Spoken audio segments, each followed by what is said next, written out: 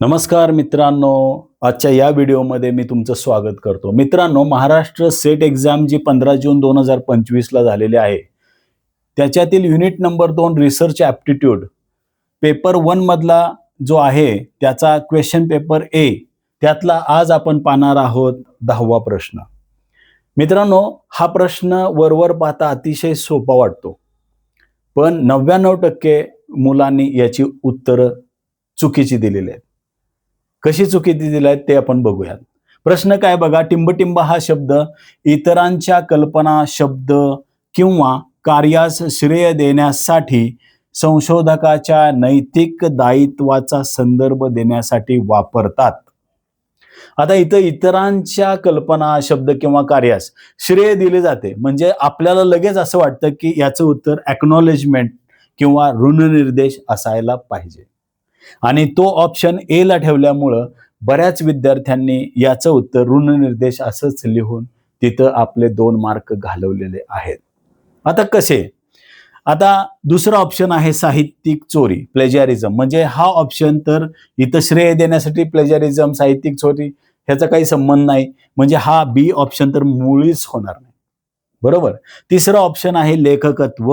म्हणजे एखाद्या लेखकाने लिहिलेलं पुस्तक असेल, ते तुम्ही संशोधनासाठी वापरलेले असेल, तर या ऑथरशिप किंवा लेखकत्वाला महत्त्व देणं गरजेचं आहे संशोधनामध्ये. म्हणजे हे लेखकत्व, हे ऋणनिर्देश, हे ऑप्शन होऊ शकतात असं तुम्हाला वाटेल. पण डी ऑप्शन जो आहे, विशेषतः त्यालाच आपण ॲट्रिब्युशन असं म्हणतो.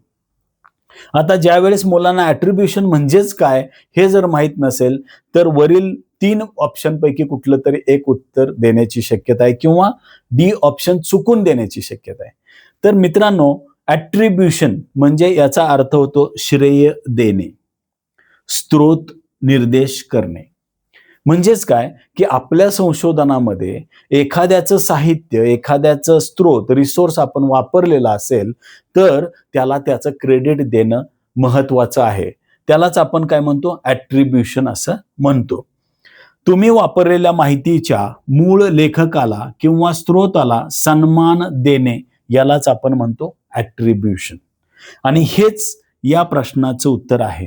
मग तुम्ही म्हणाल, मग ऋणनिर्देश पण होऊ शकतो. दुसऱ्याच्या कल्पना, दुसऱ्याची मदत घेतली तर त्याला क्रेडिट द्यावं लागतं.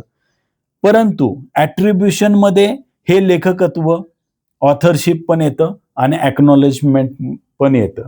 का? तर जेवढं तुम्ही काही मदत घेतलेली आहे, जेवढं तुम्ही साहित्य वापरलेलं आहे, त्याचं श्रेय त्याला देणं म्हणजे ॲट्रिब्युशन आहे. म्हणून आपल्या प्रश्नाचं उत्तर ॲट्रिब्युशन आहे.